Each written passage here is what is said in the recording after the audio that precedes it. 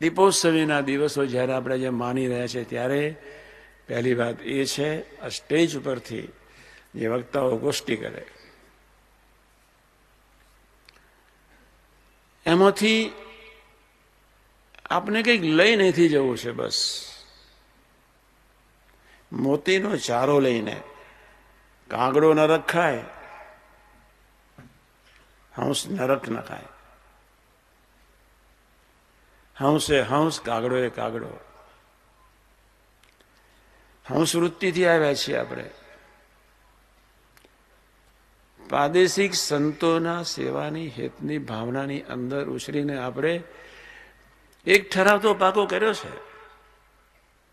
ન કર્યો હોય તો કરજો. કેવળ ગુણ, કેવળ મોતીનો ચારો, વિષ્ઠા નહીં. ભૂંડ નરક જ ખાય, નરકનું નરક ખાય ભૂંડ. ખોતરીને દુઃખ ઉભા કરવા માટે આપણે આવ્યા નથી.